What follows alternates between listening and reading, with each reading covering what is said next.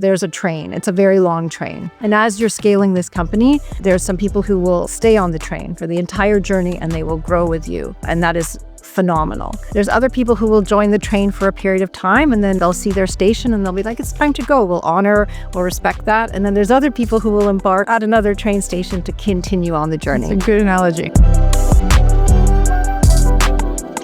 Welcome back to Leading Culture, Building the Future of Work. I'm Kahina Ouerdane, Chief People Officer at Workleap.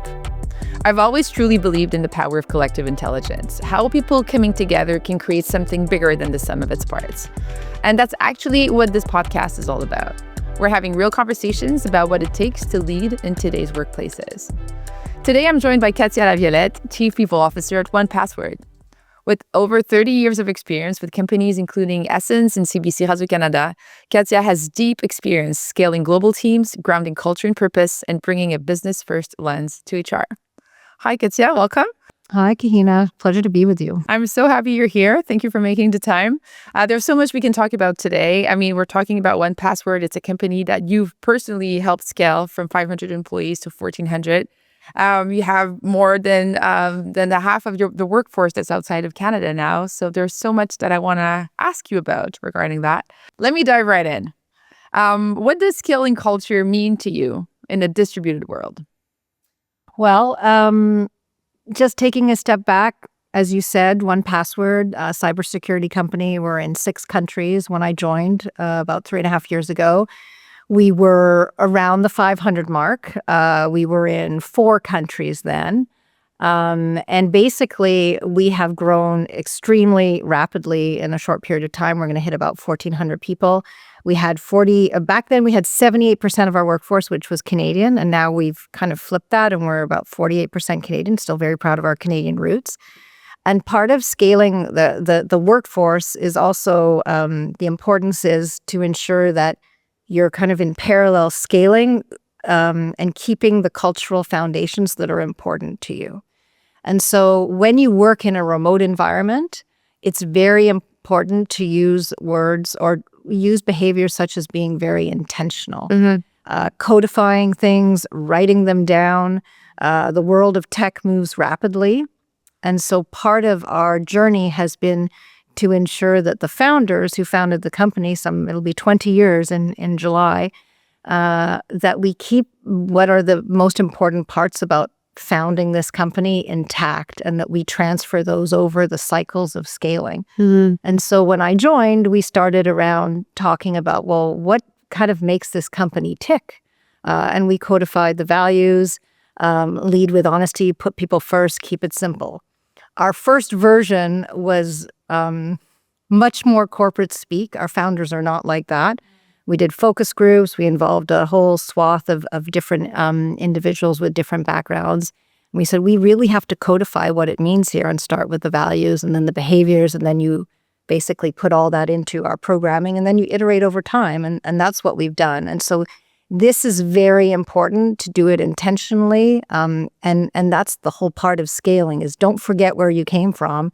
Make sure you honor those pieces. Some pieces will leave as you build the journey and you scale, but there's some core elements that remain. And I think that's very, very critical when you're building a company in a high growth environment. Yeah, it's making me think about a few things because you're talking about stories. I think like there's a power to mythology and stories and sometimes having those stories being repeated over and over. So you're talking about codification, but there's also like the anecdotes that gets passed down history. And those are sometimes very powerful. I've noticed, I've experienced in our company as well. I'm curious because I'm hearing you talk about being intentional and that's something we also say and our company is smaller in size, but I think it's also facing the same thing. We were Montreal based, now it's Canada-wide, even with employees in the US. So same idea, different scale. One thing that I say that keeps me up at night, and I'm curious to hear you on this, is the cultural onboarding of leaders. So yes, of course, we codify, we have videos, we have all sorts of things. But how do you explain? My analogy is always, I want to talk to you about Italy. And I'll make you pasta and I'll bring you Italian wine and I'll show you all my pictures, but you're not walking down the streets in Rome with me. Like, how do you get that? You know, the tempo of acting on performance, the absence of hierarchy or not, the things that you would kind of capture down the hallway because you'd see the CEO talking to someone. Like, how do you do that piece? Well, it's not easy. And we actually have a very unique onboarding, but actually all that capturing of those pieces starts actually at the inception of applying to 1Password. And so we're very, very, and this is iterated over time because, as you scale, things evolve. So we're actually just recently integrated things into what is it to work at 1Password? Like, let's be honest and make sure that when people are coming in and they're even just selecting to apply, that this is the place for them. It might not be. And so we start actually right in the employer branding piece. Then someone was selected, they come on board.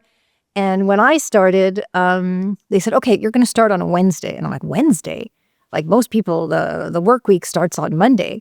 And they're like, oh, no. This is a remote company. There are so many tools. There's so much information. We actually do a 3-day, very, very structured onboarding that has evolved as we've scaled. And we have an individual who has been with us for many, many years who actually can impart the culture and the stories, like you say, about Italy, and really get people onboarded. And at the same time, in parallel, that's the onboarding of the company. We have them meet the founders, and then they onboard into their functions from there. And so those are all elements that are very, very intentional. We just don't throw someone in and say, okay, start. And so that's very structured. And we say, take those 3 days, don't do anything else except absorb how we work, what our expectations are, what our tools are. Get ready for, the start with your manager and your team and so forth. And we go from there. And then we do very structured check-ins in terms of how things are going at the 3, 6, 9 months mark and so forth. And so those are well thought out. And it's very different from the days of, bringing everyone together into the classroom because we're not like that. We don't have that. We're structured just very differently. Yeah, and it's interesting what you're saying. I'll take notes about that because one of the things we've been saying a lot is that software is in your workplace because everything is now happening through a screen. So having the time to kind of land into your new universe, which is what you're doing with your people, I find is really interesting. Yeah, and it takes time. You have to really absorb the information. And working remotely, people talk about it and they talk about, there's this whole return to office and so forth. We are a remote company. We've been a remote company for over 2 decades since the inception. 20 years ago in July. And so we're very intentional about being remote. However, it's not for everyone. Some people want to be in the office and so forth. So when they join, that's another thing that we talk about with candidates is, you understand what it is to work remotely. Very, very important. And that's interesting. And I think it's also probably a difference between your world and mine because we were a very on-site company until the pandemic hit, right? We had just inaugurated our offices, everything. And even for a tech company, we were more presential than most tech companies were. So for us, it was like a 180. And I've been talking about this with colleagues of mine saying like the skill sets and the profiles of people sometimes who join a remote company might be slightly different from people who decide to join an on-site company. So I think it has also evolved in the way the profiles that we've been seeing. So yeah, it makes a lot of sense. So we were talking about being really intentional about harmonizing the culture and the values and so on. Have you, however, seen subcultures emerge either geographically and or by function or by leaders? I'm curious. Yes. Yeah. And I think that is just a reality. Yeah. You see that, well, my experience is I've seen that in every company. I think our job as the HR professionals is to ensure that we're shepherding and setting a tone at the top from a cultural perspective. And then there will be subcultures. The element of importance is that making sure that those subcultures don't clash with the overall umbrella culture, and that they live amongst themselves or they cohabitate together. But yes, you're absolutely going to get a U.S. Canadian difference from a culture, the U.K., the Netherlands. We will have all that. And that's okay. It's just making sure that everyone is kind of moving along in the same direction. That's what's critical. Yeah, and it's making me think about something I was discussing a few years back around that. as long as we believe in the same core values. Now, the way we're going to be expressing those values is going to be different. So if you and I believe in physical activity, maybe if I live in Port-au-Prince, I'm not going to do my jogging the same way we're going to be doing in Montreal. I'm going to be doing something else, but we're still aligned on the principle. So I guess that's what you're kind of saying. Absolutely. Yeah. Another thing that I've been facing, and I'm so curious to hear you because of the skill that you've been working, I'm very, very interested, is how to bring people along the journey as we're scaling. And we were talking about that a little bit before, like, you need sometimes certain types of profiles at a certain moment in time in a company, and then sometimes it evolves and you need other types of profiles. How do you play that out? Do you have a focus on internal mobility? Do you have runway and time to scale or to upgrade people's skills? Is it feasible always sometimes? What's the approach there? I would say it's a blend of everything. When I joined, we were 500. We were coming off Series C raise with significant investors out of the Bay Area. We actually were the largest fundraise at the time in Canada. We're very, very proud of that. And the mandate was very rapidly to grow the business because we were coming from a B2C we had started to get into a B2B sales motion, and now we're actually going from what I would kind of call single product into multi-product. And so very, very important on that kind of scaling journey that you have individuals who have come with you that you can continue to develop and who will continue to grow with the company. And then you need to also start to bring in when you do start changing, your product, your target audience and so forth. There are skills, if you're going very quickly, that you need to buy. You do not have time to develop. So it's really a blend of everything together. And I say very transparently that it's the latest analogy I'm using, I like to use analogies, is that there's a train. It's a very long train. And as you're scaling this company, there's some people who will stay on the train for the entire journey and they will grow with you. And that is phenomenal. There's other people who will join the train for a period of time and then they'll see their station and they'll be like, it's time to go. We'll respect that. And then there's other people who will embark at another train station to continue on the journey. That's a good analogy. And that is what is happening. You've got the pressure to go quickly. It has to be a blended approach. And we're hiring phenomenal people. We have phenomenal people that have been with us from the journey, and everyone needs to be able to evolve together. And we need to have frank discussions. If we can't necessarily all evolve together, then let's talk about that. I feel like we save so much time when we are honest and blunt about things. We were talking about this and the importance of that. Brené Brown says being clear is being kind. I really believe it. It's one of our values, telling it like it is. And I've seen like so many conflicts or so many issues that could have been prevented had we just, said it like it was. And I think I'm talking about collective intelligence, but also harmonizing action of employees together, because basically at the end of the day, we're kind of conductors trying to make the most out of the music. I think we all, it resonates with both of us. And in the job that we have, we are facing conflicts and conflict resolution and those kinds of things because it's part of the journey. So how do you help leaders navigate that, having those tough conversations? I feel like it's a topic that everyone talks about all the time, how to have the courage and the audacity to be able to. I'm curious to hear you on this.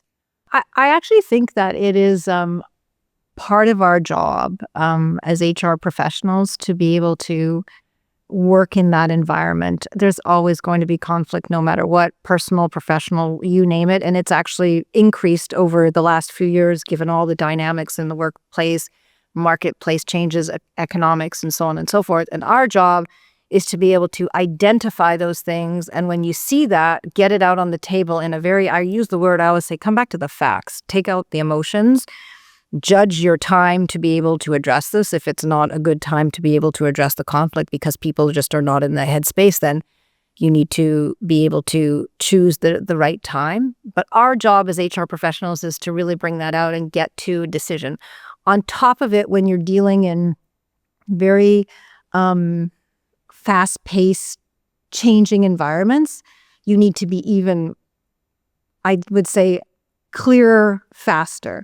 And so these elements of addressing conflict are very, very critical. And so I just think that it is one really common element that any leader should have, But as the HR professional, I think we have a lot of opportunity to influence and impact that.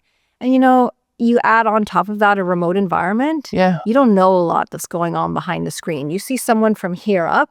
And so you even have to have, as a leader, an even greater sense as to what's going on. So you need to listen. You need to watch the body language. And you need to really draw out things. So clarity and directness, I just think it's so important because we can just waste our time spinning. Yeah. Do you feel that it's a skill that can develop itself? Or do you feel that we have to hire people who already have that one I approach? think you can develop. I think that it is something that we don't emphasize enough. Someone was talking to me a couple of years ago just about, my career trajectory. And I actually didn't realize it. They were like saying, hey, can you explain like where you come from and what you've done?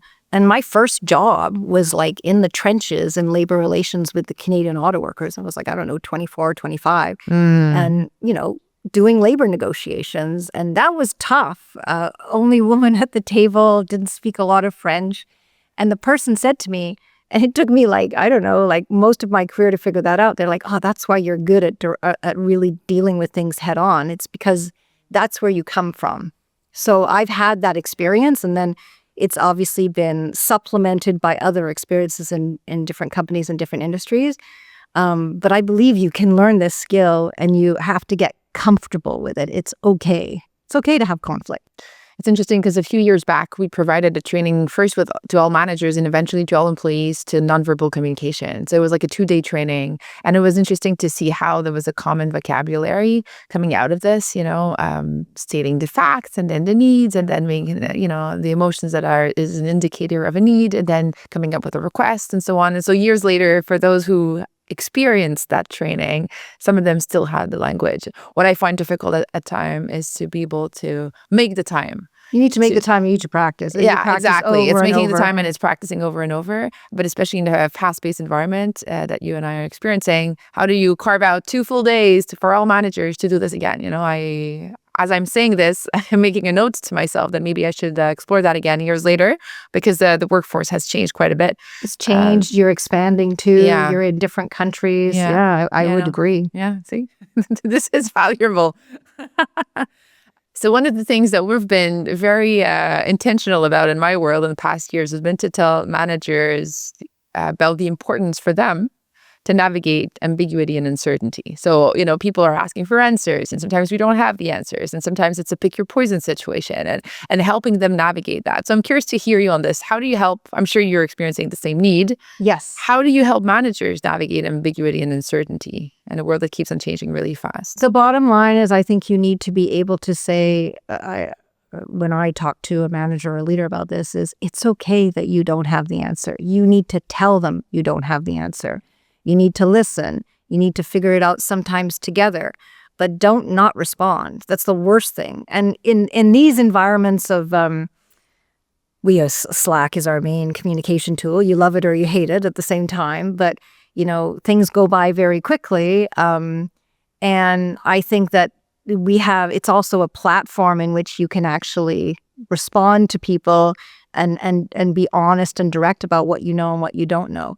I mean, we're dealing with product development and, moving through the product development cycle. And we have in security, you have an industry that they are very, we're taking care of people's privacy and security. And so people care about that. It's a mission-driven company. And people have a lot of opinions around that. And they want to hear leaders on that. And I think sometimes leaders are like, they get nervous that, employees are very direct these days. It's not like the olden days at all. And it's because information and technology is much more fluid. And I'm like, that's okay. The only thing that's not okay is when people don't direct it in a respectful manner or a manner of curiosity. And you should call them out on that. But other than that, if you don't have the answer, just say it and try and figure out as you go, but just not to respond is not good. But it's true that being clear is like the first step. And even if you don't give certainty by being clear, at least you're being clear. That's already a step in the right direction. Yes. And I think you're right. It helps people navigate the rest. That's the unknown. And speaking of the unknown, one thing that I think we both realized that we had in common is the fact that we have both jumped into the unknown at certain moments in our lives and in our careers, because I was in the human rights lawyer before, and then jumped into the management consulting world, and then to what I am today. And you also changed industries, worked in retail, worked in CBC Radio Canada, now working in tech. So first of all, I'm curious to hear you on your trajectory, and also what do you think is the importance of being able to being adaptable and agile as an HR professional in the world that we live in today? It's a fascinating question, because I do believe that there's so much more opportunity. Someone was asking me the other day, I see leader path. They were asking this question about, like, do you think there's one that's better than another? And I'm like, no. I said, the world is like so open. When I, got out of university, it's like, here are the 10 jobs you should do, and that's it. That's all. So my career has been, I say, yes, 30-year veteran, 3 decades. In the HR field in pretty well every sub-function. But most of my career has been in very large companies, multinational, publicly traded. And about 6 years ago, I just decided, it was time to do something different. I actually wasn't sure. I left the publicly traded world. But the one thing that I knew, which was, like we say in French, like a fil conducteur, that carried through my career, was around founders and entrepreneurs. And so I shifted into the private space and worked and have been working solely with entrepreneurs and founders in terms of scaling companies. And sometimes your career leads you, like, it's not always a straight line. You're sometimes throw yourself into things and you're like, I wonder if it's going to work. And it was like the best decision I ever made, because I have all these years of experience in very, very different businesses. But at the end of the day, the HR piece, if you understand the craft and how it works and how it evolves, and you can figure out the business you're in and the culture you want to create, it's very, very transferable. And so I think the pivoting piece is very important. You can pivot at any time in your stage or age of your career. The beauty about the human resources craft is it's more malleable than other specific functions that might be very, very, very technical. You have to understand the human psyche. You have to understand the business and how to put all that together. But it's a very rewarding career if you can move and you can be agile. And I would say, like, the last 5-6 years, it's tough. It's a tough profession. And so you better want to be agile. You better want to be, you would want to be curious and continue to learn and so forth. Because if you're not, then you should probably be doing something different, because it changes on a daily basis. For sure. And I want to go back to your path. But before that, just one thing that emerged in my mind as we're talking. I feel like those skill sets that, you can transfer and apply from one industry to another is something that's also true for different types of work. And so one thing that I'm very adamant about, and I have debates also on my team about this, is when the time for recruitment comes, what's the approach? And very often we're looking for people who have done the exact same thing before, B2B, SaaS, 100, whatever, because we want to be able to have a copy-paste type of thing. Although afterwards we'll ask people for innovation, and we have to, differentiate ourselves from the rest of the market. So there's something that's a bit ironic there. But something that I find we underlook or we overlook is the skill sets that are transferable. Sometimes even from not only an industry, but sometimes even from one type of work to another. And that's why I think personally, internal mobility is something I would like to give more importance on internally, because I think it's possible. And sometimes we save ourselves a lot of time and a lot of energy, and we see people thrive in a different way. And it's also true for when we recruit those people, I think externally, some people have the skill sets there, but they've done it in a very different setup, in a different country, and it's transferable. So it's making me think about that as you're talking. It's a very relevant point. I mean, for us, we work in a highly technical industry, and we do have internal mobility. We have people who come in who live and breathe the consumer product, who come in and they help in the customer experience area, and they start there. And then we've had great success stories of people becoming software developers or going to work in security from there, and being able to navigate into different areas of the company. So it's actually kind of a double track. You have internal mobility, and at the same time, you're complementing with skills that you do have to buy from external. Is it? But I think if you can identify, if someone has the drive and the desire to want to build and develop. I think that sometimes that can exceed just the technical piece that's needed. And again, there are a number of functions that cut across the swath of all companies. That's it. I'm a case in point. Like, I do not come from SaaS. I do not come from security. I come from very, very different organizations. What I had to really do was understand, this is a very, very different mindset, a very different culture from what I've been in. And so it's up to me to adapt and navigate and try and impact and influence as I go forward. But I do know the craft of HR. Yeah. And one thing that's coming out from our conversation for me is the fact that we're really at the heart of dynamics, human dynamics, interactions, power dynamics. That's what a company and organization is all about. And linked to that is the importance of governance and how we govern a company and so on. And I know that's something that's also dear to your heart, the governance component of how we run a business. So I'm curious to hear you a little bit on that. What's your view of how governance should be? What type of work that you're doing in that sense outside of your I was going to say 9 to 5. I don't know if it's 9 to 5. I'm a chief people officer role at 1Password. Well, I do.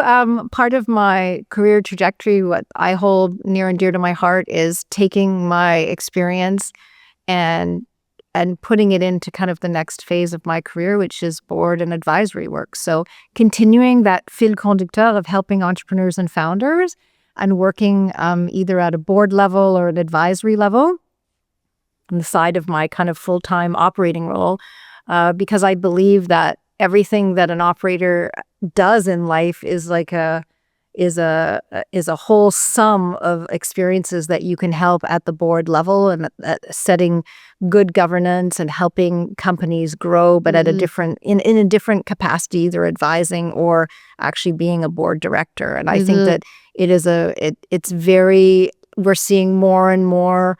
I think about just examples of in the tech sector of private companies scaling and moving forward and building their boards. They want to have very seasoned operators who also have board and governance experience. So it's a really good blend. And we're seeing also that change more and more on the board front. You look at the boards these days, I'm a big proponent of ensuring that, building a board, you have talent. Talent as a profile. You should have someone who understands talent.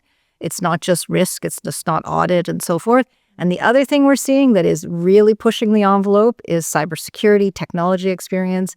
It will bring the average age of board members down because this is a phenomenon and it's a very, very critical risk and governance phenomenon. So you're starting to see even those changes at the board level. It's very interesting. What's top of mind for you right now? Aside from that? Well, there's a lot. I mean, people will probably roll their eyes, but there's a ton going on the AI side. We talk about it within our product, within our culture, within the talent that we're hiring. It's going fast. We have unknown questions of ethics, questions of security, and so forth. But what I do know is that we cannot hide from it. We need to be curious. We need to embrace it. We need to look at tools that are going to help us. And that's exactly what we're doing at 1Password. It's very, very critical for the product and for the security industry as a whole. And so that is, it's not this, we had the whole inception of the internet. Yes, that was a huge change, but this change is like 10x, 100x. Thank you so much, Katya, for your time. Thank you, Kahina. It's been a pleasure. It's been a real pleasure to be on your podcast. Thank you. Thank you.